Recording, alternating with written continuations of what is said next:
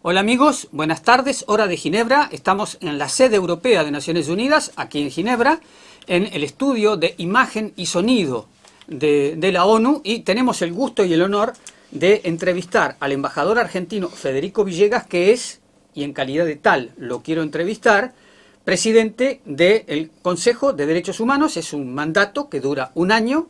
El Consejo de Derechos Humanos ha iniciado hoy su última sesión anual.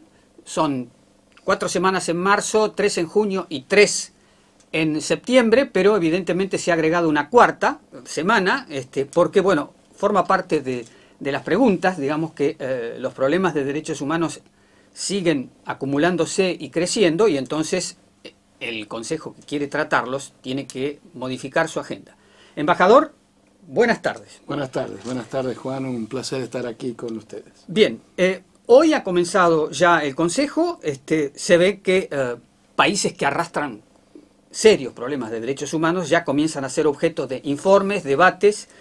Myanmar, Sri Lanka, estamos a un año de la toma del poder de los talibanes en Afganistán, y ha sido ya esta mañana objeto de un debate. Etiopía, Siria y Burundi, y además tenemos 2 países de nuestra región que han merecido mecanismos de control sobre violaciones de los derechos humanos, que son los casos de Nicaragua y Venezuela. En este contexto, ¿cómo sitúa usted su visión, el panorama, con todos estos problemas que se acumulan?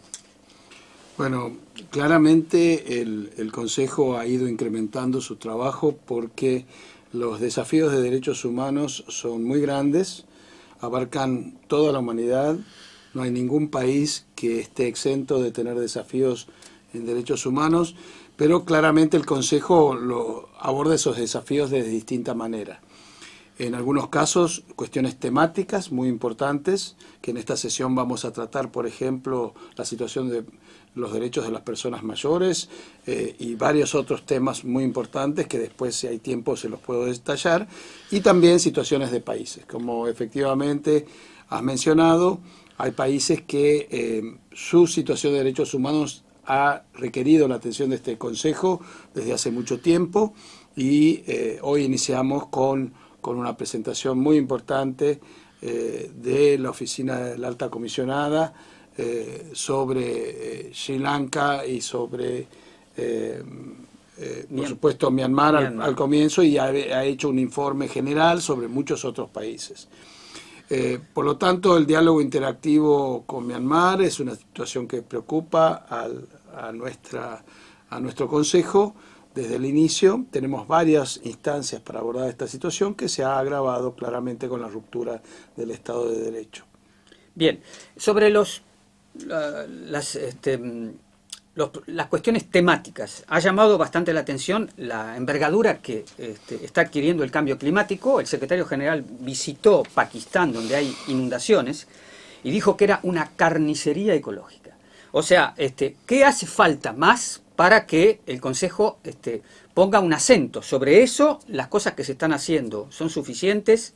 ¿Cómo es la visión que usted tiene del problema del cambio climático como un derecho humano de todas las personas que viven en el globo terráqueo? Lo que está sucediendo es que estamos realizando una evolución conceptual sobre los temas ambientales. Durante 2 décadas hemos discutido los temas de medio ambiente desde la óptica ambiental, o desde la óptica social, o desde la óptica económica.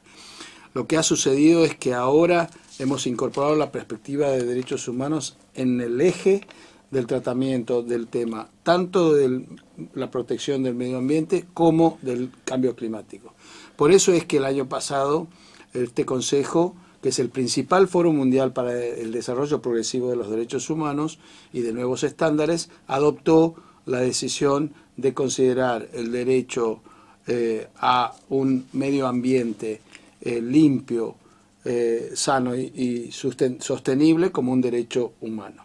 Y eso fue adoptado ahora por la Asamblea General. Por lo tanto, creo que estamos siendo testigos al principio del desarrollo progresivo de una nueva forma de abordar los temas ambientales con una perspectiva de derechos humanos, y es aquí en Ginebra donde hemos iniciado ese camino. Bueno, usando las fechas, hablamos de un año de la llegada de los talibanes en Afganistán. Ahora hay 6 meses que existe la guerra en Ucrania y va a haber 2 ocasiones en este Consejo para abordar el tema.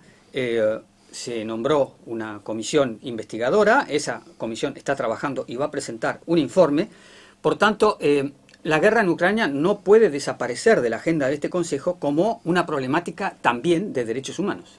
Claramente, esta presidencia ha estado marcado este año por 3 eventos transformadores mundiales. Uno, claramente, la pandemia y sus efectos. La guerra en Ucrania, en el corazón de Europa, con todos sus efectos, no solo frente a la muerte y a las víctimas inocentes, sino también el efecto multiplicador en la economía y en cómo ha afectado el derecho de los más vulnerables a nivel global. Y luego, por supuesto, el tema del cambio climático. Así que va a seguir signada esta sesión por el tema de Ucrania, y lo vamos a seguir abordando. Es un tema muy importante, y la comisión de verificación es una comisión histórica. Recuerdo que es la primera vez que se crea una comisión de verificación de esta naturaleza sobre un miembro permanente del Consejo de Seguridad, y fue este Consejo que actuó a los 4 días de la invasión de Rusia a Ucrania, cuando el Consejo de Seguridad se había paralizado y no había tomado ninguna acción. Fue aquí en Ginebra, en este Consejo, que se adoptó un debate urgente y se adoptó este mecanismo. Así que sí, vamos a recibir el informe. He estado en permanente comunicación con los comisionados. Bien, bueno, en la guerra de Ucrania el actor principal como agresor, según como ha sido definido aquí mismo en el Consejo, es Rusia. Se dice de que Rusia podría merecer la nominación de un relator especial que se ocupe de las violaciones de derechos humanos, tanto dentro de Rusia como la acción de Rusia en Ucrania. ¿Usted se pronuncia sobre estos debates o espera que en la sala se vayan decantando las posiciones? Claramente, el Consejo de Derechos Humanos es un órgano intergubernamental cuyo trabajo lo lleva adelante los propios estados. Los estados son los que tienen distintas herramientas para abordar distintas situaciones de derechos humanos. Todas esas herramientas institucionales están disponibles y cada una tiene sus determinados requisitos. Algunas requieren un número particular de cantidad de países para solicitar habilitar un mecanismo, una resolución, un debate urgente, una sesión especial. Y por supuesto, la creación de un relator especial para la Federación Rusa o para cualquier otro país está siempre como una posibilidad de un mecanismo del Consejo, pero claro, como siempre, eso tiene que ser objeto de una resolución del Consejo, una decisión del Consejo adoptada por mayoría de votos positivos sobre votos negativos. Esas son las modalidades. Este es un órgano multilateral democrático. Por lo tanto, así se adoptan las decisiones y es una cuestión que depende de los estados si quieren proponer algo de esta naturaleza. Bien, otro de los países que ha merecido, digamos, la atención del Consejo es Venezuela. Se ha nombrado acá en el Consejo un mecanismo de control, que es una misión de establecimiento de hechos, y esa misión llega al fin de ese mandato y se plantea renovarlo. Eso está vinculado con una relatoría, que es la relatoría sobre medidas coercitivas unilaterales. Las medidas coercitivas unilaterales son el corazón de un debate que hay aquí sobre que algunos las justifican y otros no, y está la posición que de alguna manera desarrolló la alta comisionada Michelle Bachelet durante su mandato, de que mientras las medidas coercitivas unilaterales afectan solamente al pueblo, esas medidas no son válidas y hay que quitarlas, pero cuando afectan a dignatarios que han comido presuntamente violaciones de los derechos humanos, se habilitan. Va a haber la presentación de su informe anual de la relatora de las medidas coercitivas unilaterales, y entonces es un tema de fondo que tiñe totalmente el debate en Venezuela. ¿Cómo ve usted la renovación de ese mandato sobre Venezuela? El tema de las medidas coercitivas unilaterales y su impacto en los derechos humanos es un tema que tiene larga data en el Consejo y también era un tema debatido en la época de la Comisión antecesora del Consejo. Claramente hay un grupo importante de países que consideran que este tipo de medidas son legítimas y que el impacto negativo que podrían tener en los derechos humanos es compensado por lo que ese grupo de países entiende el efecto de presión que podrían ejercer para determinados cambios en algunos países. Por otro lado, hay un grupo muy importante de países que consideran que no es así, es tal cual lo mencionaste, que afectan al pueblo y terminan teniendo un efecto contraproducente en los derechos humanos. El tema va a continuar. Hay una experta independiente para el tema que ha realizado distintas visitas, nos va a presentar su informe. Yo también voy a tener una reunión como presidente con la experta, porque es lo que hago con todos los relatores en cada sesión, que tenemos una reunión para saber cómo yo puedo apoyar desde la presidencia su mandato. Pero bueno, es un tema a debatir, lo cierto es que si funciona más o menos o cómo funciona el aislamiento para un cambio de situación en los derechos humanos, es un tema claramente que es debatible y hay visiones y opiniones de todo tipo. Bien, ahora entrando en el otro país latinoamericano que nos concierne por las medidas de investigación que han sido desencadenadas, es Nicaragua. Y Nicaragua ha merecido para este Consejo, se va a debatir el martes, por primera vez que el informe de actualización oral que tenía que presentar la alta comisionada se adjuntó a una intervención personalizada del secretario general con un largo informe, o sea que se ha cobrado el caso de Nicaragua una importancia mayor. Pero Nicaragua, digamos, mantiene un aislamiento total, es impermeable a todas las sugerencias del Consejo de Derechos Humanos. Y entonces, bueno, le tengo que preguntar, ¿cómo ve la situación de Nicaragua en este contexto? Bueno, claramente mi forma de aproximarme a la situación de derechos humanos de Nicaragua o de cualquier otro país es observar cuál es la información que surge del propio Sistema Universal de Derechos Humanos, de este Consejo, sobre ese país. Y claramente la información que surge es preocupante, sea de parte de los informes de la alta comisionada, sea de parte del informe del secretario general y de distintos relatores y mecanismos. Por lo tanto, a mí me preocupa, sobre todo me preocupa que haya un país, y más aún de la región latinoamericana, que no quiera cooperar sistemáticamente con los mecanismos de este Consejo. Y creo que eso es algo que debemos siempre tratar de superar, esta falta de cooperación, porque hay que entender que los mecanismos del Consejo son mecanismos que siempre van a ser complementarios a los esfuerzos que debe hacer el Estado, porque hay que recordar siempre que la principal responsabilidad de proteger y promover los derechos humanos es de los Estados en cada país. El sistema universal, sea a través del Consejo de Relatores o de la Oficina del Alto Comisionado, lo que hace es asistir y complementar esa responsabilidad principal. Y nosotros observamos que no vemos del lado, como Consejo, no vemos del lado de Nicaragua esa voluntad de cooperar con los mecanismos del Consejo. Esperemos que eso pueda suceder. Yo en lo particular he estado involucrado en algunos casos puntuales de ciudadanos nicaragüenses que han sido objeto de represalias y me preocupa enormemente de que por participación en el Consejo de Derechos Humanos pueda haber alguna situación de represalia frente a cualquier ciudadano.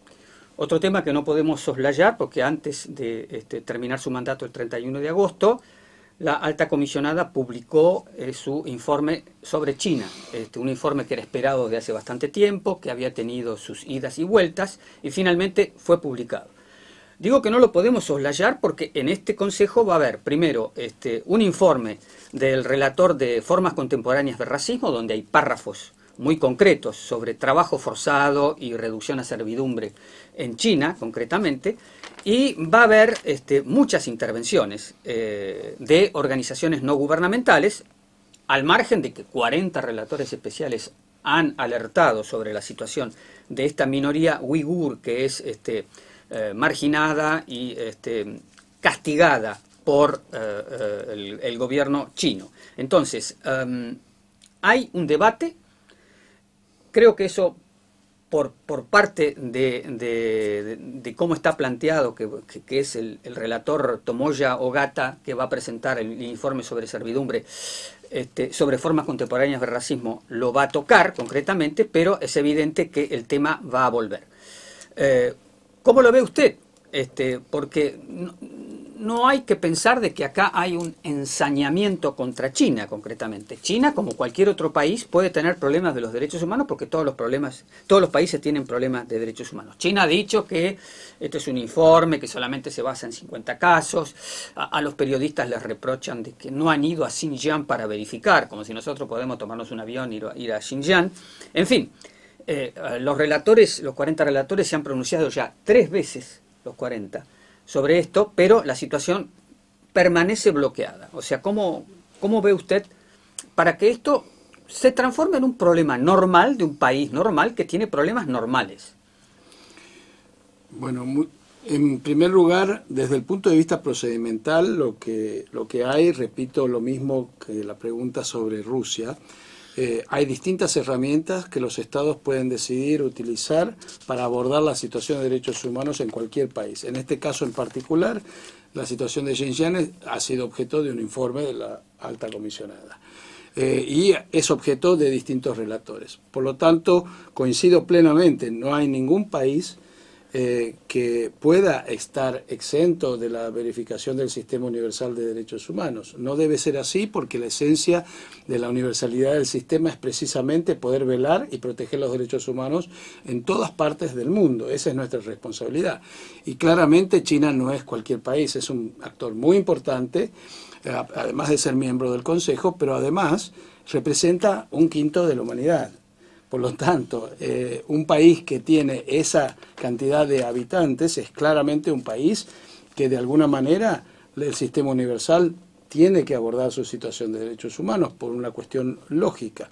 Ahora, ¿cómo se aborda y sobre qué se focaliza el tema? Ese es un tema que tienen que debatir los estados. Si se aborda a partir de una visión general, si se aborda a partir de la situación en Xinjiang.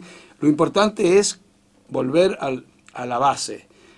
El sistema crea mecanismos, podemos tener alguna discusión durante la creación de esos mecanismos, pero esos mecanismos están y una vez que están en funciones debemos respetarlos y la información que arrojan esos mecanismos, cooperar con esos mecanismos. Esa es mi aspiración para cualquiera de los casos difíciles de situaciones de derechos humanos que puede abordarse. Bueno, y además está no un documento del Consejo, sino un documento del Secretario General al Consejo sobre casos de represalias contra personas que han testimoniado a la ONU y los países concernidos castigan a estas personas concretamente. Hay en los informes del Secretario General alrededor de 700 casos de personas que han sido represaliadas justamente por eso, y no hay que pensar entonces de que es un problema el que mencionábamos de China con China, sino que es un problema más general y que a nadie le puede extrañar de que si hay casos de represalias,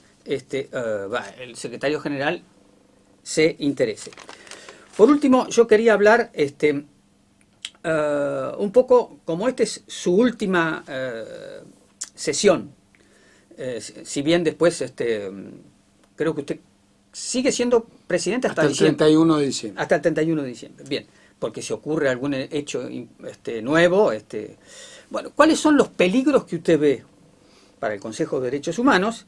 ¿Y qué le gustaría a usted que quede como un legado de su trabajo? Usted ha trabajado y está trabajando a lo largo del año y me parece totalmente normal preguntarle, decir, bueno, yo he trabajado, me he esforzado, pero todavía nos falta no sé qué, que usted podrá tener como convicción, y me gustaría dejar como legado tal cosa. Es una ocurrencia mía, es una pregunta, pero le dejo la posibilidad de reflexionar al respecto. Sí, muchas gracias. Sobre la primera parte, los peligros claramente están ahí. Están ahí, estaban antes de que yo asumiera.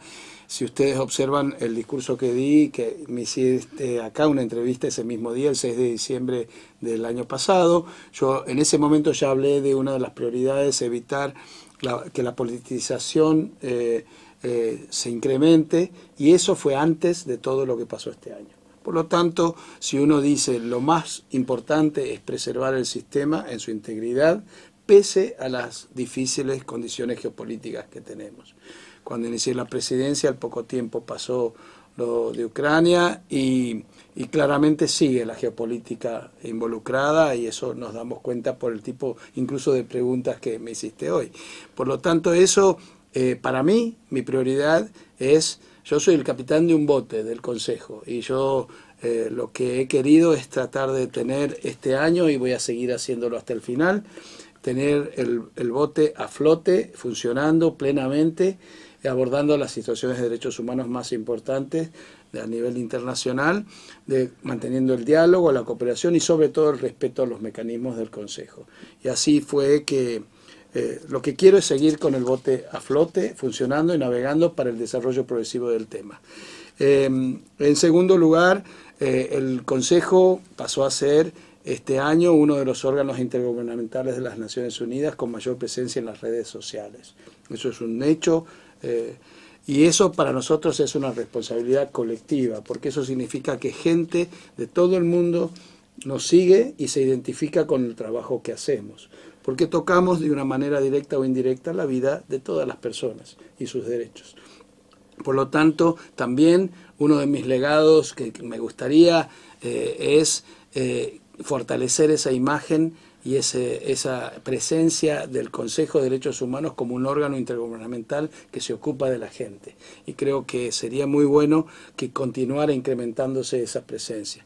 En segundo lugar, voy a tratar de consultar con delegaciones la posibilidad de tener una decisión para fortalecer los trabajos del Consejo este año.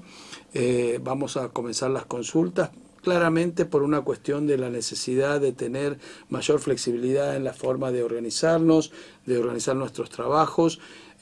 Quiero recordar que nosotros somos uno de los 3 pilares de la organización. El Consejo de Derechos Humanos representa uno de los 3 pilares. Paz y seguridad, desarrollo y derechos humanos son los 3 pilares. Sin perjuicio de eso, a pesar de que derechos humanos es esencial para la paz y seguridad y para el desarrollo, en realidad el Consejo de Derechos Humanos es uno de los 153 órganos subsidiarios de la Asamblea General. Repito, la Asamblea General tiene 153 órganos subsidiarios. Uno de esos 153 es el Consejo de Derechos Humanos. Pero tenemos como trabajo representar uno de los 3 pilares de la organización y abordar la situación de derechos humanos de 7.000 millones de personas. Por lo tanto, esa responsabilidad tiene que venir con un fortalecimiento institucional, con algunas ideas que tenemos y que hemos estado conversando, y ojalá pueda dejar ese legado, y también algunas otras ideas que son más puntuales, pero puedo adelantarlas. Vamos a hacer una sesión histórica ahora por primera vez, Traiga a su niño al Consejo de Derechos Humanos el 28 de septiembre, una sesión donde van a venir niños de 0 a 18 años, se van a sentar en el Consejo y van a poder interactuar y actuar como si fueran estados y ejercer su libertad de expresión y abordar un tema. Y luego también me gustaría llevar la propuesta de crear una beca en Naciones Unidas sobre derechos humanos, como tenemos la beca de desarme, que ya existe. Yo tuve la suerte hace 28 años de ser becario de desarme de Naciones Unidas. Es una experiencia muy enriquecedora. Es la formación de una masa crítica mundial de diplomáticos expertos en derechos humanos, que genera relaciones y trabajo conjunto de por vida. Y me gustaría también que se considerara la posibilidad de tener una beca de esa naturaleza.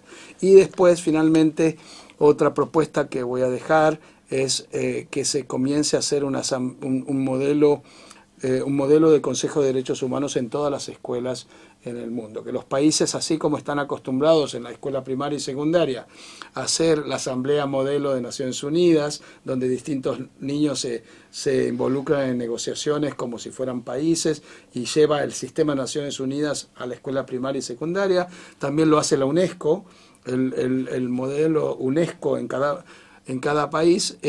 Me gustaría tal vez que quedara registrado este año esa posibilidad de que en nuestros países los niños secundaria y primaria y también universidad puedan hacer reuniones modelo del Consejo de Derechos Humanos. Dos elementos más antes de terminar. Me gustaría escucharlo con sus palabras. Yo tengo mi versión de cómo yo percibo las cosas, pero lo más importante es que lo diga el presidente. Es decir, muchos hablan de la politización del Consejo. La politización del Consejo, yo lo que sería es que hay un trato discriminatorio. Es decir, se puede tratar o investigar a ciertos países y a otros no. ¿Cuál es el riesgo de la politización? ¿Qué es lo que no hay que hacer para que el Consejo se arruine? La politización está y va a seguir estando, porque los temas de derechos humanos son temas de derecho, pero son temas también de la agenda política interna de cada país y de la agenda internacional, como resulta obvio. Pero una cosa es la politización, que puede ser administrada inteligentemente de manera colectiva para no dañar el sistema y que el sistema siga funcionando, y otra cosa es pasar a un estadio siguiente, que es el grave, que es la polarización. La polarización es la politización llevada a la forma de abordar cualquier tema en función de quién lo presenta. Eso es polarización.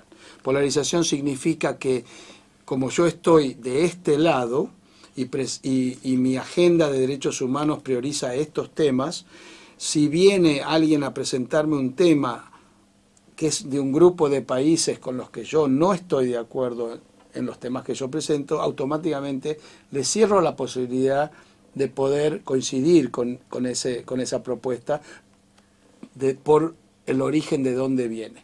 Eso es polarización, y la polarización es sumamente nociva para los derechos humanos, porque todos los países pueden tener la posibilidad de aportar al debate de los derechos humanos y todos tenemos que tener la capacidad de abrir la cabeza y escuchar de otros países sus propuestas y, por supuesto, discutir legítimamente el mérito o no de algunas cuestiones. Y claramente el peor estadio, que es lo que le sucedió a la Comisión, y por eso desapareció, es el tercer paso, que es cuando la polarización pasa a la parálisis. Y básicamente, si nosotros dejamos que la polarización avance, podemos, un sistema tan extraordinario como el que creamos, poder paralizarlo y que se transforme en una inacción del Consejo de Derechos Humanos, en lugar de ser la tremenda acción que tuvo el Consejo de Derechos Humanos en este año histórico, abordando todos los temas más importantes de la agenda internacional, nunca interrumpiendo la sesión y, recordemos, durante la pandemia trabajando plenamente, con un increciendo de temas y de preocupaciones de todos los países. En esta sesión estamos con un promedio de 45 resoluciones, casi el doble de las normales, que se están abordando de manera informal para presentarse. Eso significa que seguimos siendo un órgano que la comunidad internacional respeta y espera que nos pronunciemos. Por eso hay que cuidarlo, no hay que dejar que la polarización se instale y mucho menos que se transforme en una parálisis. Por último, en los últimos días se supo públicamente de que un diplomático de origen austríaco, Volker Türk, ha sido nombrado como la persona que va a reemplazar a Michelle Bachelet como alta comisionada. Entre los varios nombres que se mencionaron en la supuesta carrera que podría haber existido para ese puesto, se citaba el suyo también. Entonces, ¿cómo acoge usted esta decisión de la Asamblea General, que es la que tiene que, a propuesta del secretario general, nombrar la nominación del señor Volker Türk para reemplazar a la alta comisionada? Bueno, como lo dije hoy al inicio de la sesión, estamos muy contentos de la designación de Volker Türk. Estoy muy contento como presidente del Consejo, que al poco tiempo de que haya finalizado en funciones la antecesora, Michelle Bachelet, ya esté nombrado el alto comisionado, a quien conozco cuando estuve en Nueva York, cuando fui después de la primera sesión a Nueva York.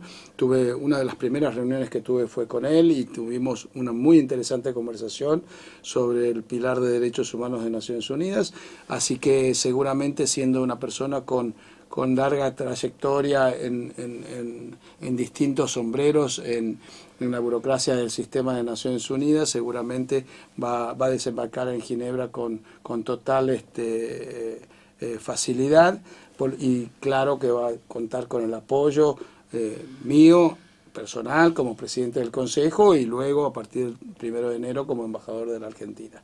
Y por eso hoy públicamente celebré la designación y la propuesta de la Asamblea General del secretario de la Asamblea. Bueno, entonces tenemos que esperar al año que viene para preguntarle qué iniciativas va a tomar Argentina en el plano de derechos humanos, porque usted se mantiene en esta posición de presidente de todos. Sí, pero igual es muy fácil si observan la participación de la delegación argentina, liderando, por ejemplo, en el mes de junio con Chile y México, resoluciones muy importantes sobre derechos de la mujer, sobre orientación sexual. También en esta sesión va a haber varias iniciativas lideradas por Argentina. En definitiva, yo este año me aparté de la delegación argentina en el día a día, pero claramente estoy aquí como presidente por el país que represento, con una historia muy importante en materia de derechos humanos, que se demuestra con la activa, sustantiva participación de la delegación argentina. Federico Villegas, muchas gracias. Desde Ginebra les transmitió Juan Gasparini.